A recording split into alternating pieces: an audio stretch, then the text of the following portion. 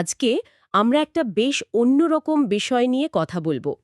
একজন ইউটিউবার শিবম তার চ্যানেলে একটা ব্যক্তিগত ভৌতিক অভিজ্ঞতা শেয়ার করেছিলেন। আমরা সেই ঘটনাটার গভীরে যাব আজ। হ্যাঁ, গভীর রাতে স্টুডিওতে শুটিংয়ের সময়কার কিছু ভয়ের ঘটনার কথা। একদম। তো আমাদের আজকের লক্ষ্য হচ্ছে এই বর্ণনার মূল ঘটনাগুলো একটু খুঁটিয়ে দেখা, এর ভেতরের অস্বস্তিকর মুহূর্তগুলো আলোচনা করা, দেখা যাক অভিজ্ঞতাটা ঠিক কেমন ছিল। ব্যক্তিগত অভিজ্ঞতার বিবরণ, বিশেষ করে যদি সেটা ভয়ের হয়, সেটা সবসময় খুব আকর্ষণীয় হয়, তাই না? এখানে আমরা দেখব কিভাবে ছোট ছোট ঘটনা পরপর জুড়ে গিয়ে একটা চূড়ান্ত আতঙ্কের পরিস্থিতি তৈরি করল। ঠিক।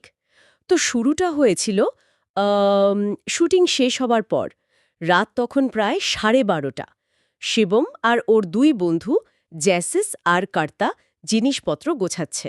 বেশ রাত, স্টুডিও ফাঁকা, পরিবেশটা তৈরিই ছিল মনে হচ্ছে। হ্যাঁ। তো গোছানোর সময় হঠাৎ স্টোর রুম থেকে একটা মই পড়ার মতো বিশাল জোরে আওয়াজ। চারপাশ একদম চুপচাপ, মানে কোনো হাওয়া নেই, কিচ্ছু না। এই ধরনের হঠাৎ শব্দ, বিশেষ করে যখন কোনো কারণ খুঁজে পাওয়া যায় না, এটা কিন্তু অনেক অলৌকিক অভিজ্ঞতা শুরুতেই থাকে, একটা অস্বস্তি তৈরি করে। প্রথমে ওরা অতটা পাত্তা দেয়নি হয়তো, কিন্তু এর একটু পরেই ঘটল আরও অদ্ভুত ঘটনা। কি হলো? দেখল স্টোর রুমের আলোটা নিজে থেকেই বন্ধ হয়ে গেছে। শুধু ওই ঘরের আলো, বাকি সব কিন্তু ঠিকঠাক জ্বলছে। শুধু ওই ঘরের। ওরা কি সুইচ চেক করেছিল? হ্যাঁ, সেটাই তো আরও ভয়ের। সুইচটা দেখল যে আসলেই অফ করা, মানে কোনো ইলেকট্রিক্যাল ফল্ট নয়, কেউ যেন সুইচটা অফ করেছে।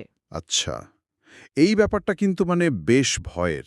শব্দটা না হয় কাকটেলীয় ভাবা যেত, কিন্তু সুইচ নিজে থেকে অফ হওয়া, এটা ব্যাখ্যা করা কঠিন। এখানেই অস্বস্তিটা বাড়তে শুরু করে। আর অস্বস্তিটা আতঙ্কে মোড় নিল যখন ওরা লিফটের জন্য অপেক্ষা করছিল। স্টুডিওর দরজার হুকটা, যেটা রিমোট বা ফিঙ্গারপ্রিন্টে খোলে, সেটা নিজে থেকেই নড়ছে। কি বলছো? নিজে থেকে? কোনো কারণ ছাড়াই? হ্যাঁ, শিবম প্রথমে ভেবেছিল ওর বন্ধু জ্যাসপার হয়তো মজা করছে, কিন্তু ওর মুখের দিকে তাকিয়েই বুঝে যায়, না, ব্যাপারটা সিরিয়াস। টেকনোলজির যুগে এই জিনিসগুলো যেন আরও বেশি ভয়ের। যখন আমরা জানি কিছু একটা নির্দিষ্ট সিস্টেমে চলে, আর সেটা যখন অদ্ভুত আচরণ করে। ঠিক তখনই কি ওই আওয়াজটা? ঠিক সেই মুহূর্তে স্টুডিওর ভেতর থেকে একজন মহিলার খুব অস্পষ্ট কিন্তু সুরেলা গলায় গুনগুন করে গান গাওয়ার আওয়াজ। সর্বনাশ! মানে শব্দ, তারপর আলো নেভা, তারপর দরজার হুক নড়া, আর শেষে গান পর পর।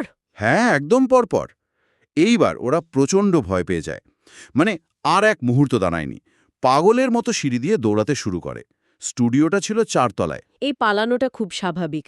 মানে ভয় যখন যুক্তিকে ছাপিয়ে যায়, তখন শুধু পালানোর ইচ্ছেটাই কাজ করে। ওরা দৌড়ে নামছে, আর নামতে নামতে 3 তলায় এসে দেখে একজন মহিলা দাঁড়িয়ে আছেন, সাথে একটা ছোট বাচ্চা। 3 তলায়? মাঝপথে? হ্যাঁ, মহিলাটি ওদের দেখে বললেন, ভয় পেও না, উপরে বাচ্চারা থাকে তো, হয়তো ওদেরই আওয়াজ শুনেছ। এটা শুনে ওরা একটু যেন শান্ত হলো। একটা আপাতদৃষ্টিতে স্বাভাবিক ব্যাখ্যা পেয়ে একটু স্বস্তি আসাটা স্বাভাবিক, কিন্তু গল্পটা এখানে মোড় নিল, তাই না? ঠিক তাই। ওরা লিফটে উঠল, আর লিফটে ওঠার পরেই শিবমের খেয়াল হলো, আরে, 4 তলার উপরে তো কোনো ফ্লোর নেই, শুধু একটা তালাবন্ধ ছাদ। ও, তাহলে মহিলাটি কাদের কথা বলছিলেন? কোনো বাচ্চাদের? সেটাই তো। তখনই ওদের মনে হলো, ওই গানটা আর এই মহিলা, এদের মধ্যে কি কোনো যোগ আছে? আর কার্তার হঠাৎ মনে পড়ল, বাচ্চাটার সাদা ফ্রকে কেমন যেন লাল দাগ ছিল, মুখটাও ছিল একদম অভিব্যক্তিহীন। গায়ে কাঁটা দিচ্ছে শুনে, যে ব্যাখ্যাটা শুনে ওরা একটু ভরসা পেয়েছিল, সেটাই অসম্ভব হয়ে গেল। পুরো ব্যাপারটা আরও রহস্যময়, আরও ভয়ের। কিন্তু ঘটনা এখানেই শেষ না। দুর্ভাগ্যবশত, মানে যাকে বলে কপাল খারাপ, শিবম গাড়ির চাবিটা স্টুডিওতে ফেলে এসছিল। কি সাংঘাতিক! এত কিছুর পর আবার ওপরে ফিরতে হলো। হ্যাঁ, একদম অনিচ্ছা সত্ত্বেও। ওরা যখন আবার 3 তলায় পৌঁছালো, টের পেল জায়গাটা কেমন অস্বাভাবিক ঠান্ডা। ঠান্ডা? আগেরবার কি এমন ছিল? না, এবার যেন হুট করে ঠান্ডা হয়ে গেছে। ওরা স্টুডিওতে ঢুকল, ঢুকে দেখে এসি চলছে, যেটা ওরা নিজেরা বন্ধ করে এসেছিল। এসি চলছে? তার ওরা চলে যাবার পর কেউ চালিয়েছে? মনে তো তাই হচ্ছে। চাবিটা অবশ্য টেবিলের ওপরেই পেল, কিন্তু যেই না চাবিটা নিয়েছে, ওদের চোখ গেল স্টোর রুমের দিকে। স্টোররুমে কি? সেখানে একটা লাল কাপড়ের পুটলি রাখা, যেটা আগে একদমই ছিল না, আর স্টুডিওর জানলার পর্দাগুলোও সরানো। একটা পুটলি, লাল কাপড়ের? কোথেকে এলো ওটা? আর পর্দা সরানো? মানে কেউ ভেতরে ছিল? কে জানে। এসব দেখতে দেখতেই হঠাৎ করে সব আলো নিভে গেল, পুরো অন্ধকার। চূড়ান্ত আতঙ্ক। এইবার আর কোনো যুক্তির জায়গা নেই, মানে ব্যাখ্যাতীত ঘটনা পরপর ঘটে যাচ্ছে। ওর আর কিচ্ছু ভাবেনি, আবার দৌড়, পাগলের মতো আবার সিঁড়ি দিয়ে নামছে, আর নামার সময় আবার সেই মুই পড়ার শব্দটা পেল। আবার? হ্যাঁ, আর তার সাথে ওই মহিলার গানটা, কিন্তু এবার আওয়াজটা অনেক স্পষ্ট, অনেক জোরালো, মনে হচ্ছিল যেন কানের পাশেই কেউ গাইছে। ভাবা যায়, এই ফিরে যাওয়া আর চূড়ান্ত ভয়ের মুহূর্তটা, এটা গল্পের ক্লাইম্যাক্স। কোনো মতে ওরা নিচে নেমে গাড়িতে উঠে সোজা পালিয়েছিল। এতটাই ভয়ে পেয়েছিল যে ওরা পরের ৩ দিন নাকি একে অপরের সাথে কথাই বলতে পারেনি। আমি বিশ্বাস করি, এই ধরনের অভিজ্ঞতার পর স্বাভাবিক হতে সময় লাগে। পরে কি ওরা কিছু জানতে পেরেছিল ওই জায়গাটা নিয়ে? হ্যাঁ, পরে স্টুডিওর মালিকের এক পরিচিতের মাধ্যমে জানতে পারে যে ওই স্টুডিওতে নাকি এই রকম অদ্ভুত ঘটনা আগেও ঘটেছে। তার মানে ওরা প্রথম নয়। ওরা কি আর ব্যবহার করে স্টুডিওটা? হ্যাঁ, করে, তবে এখন শুধু দিনের বেলা, রাতে আর ওখানে ঢোকার সাহস হয়নি। সেটাই স্বাভাবিক। তো মোটের ওপর এই অভিজ্ঞতাটা ছিল বেশ কয়েকটি পরপর ঘটা ব্যাখ্যাতীত ঘটনার সমষ্টি।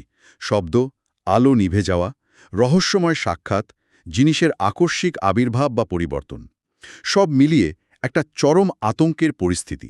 ঘটনাগুলো যেভাবে একটার পর একটা ঘটেছে সত্যিই গায়ে কাটা দেওয়ার মতো। একটা ছোট অস্বস্তি থেকে শুরু করে একেবারে চূড়ান্ত ভীতি। একদম।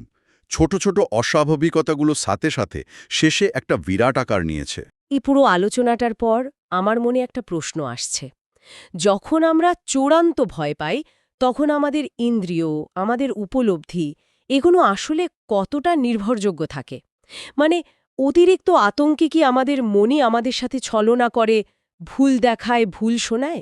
নাকি সত্যিই এমন কিছু শক্তি বা সত্তার অস্তিত্ব আছে যা আমাদের স্বাভাবিক যুক্তির জগতের বাইরে?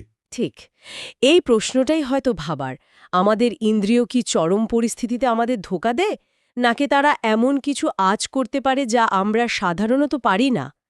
এই চিন্তাটা না হয় শ্রোতাদের জন্যই তোলা থাকলো।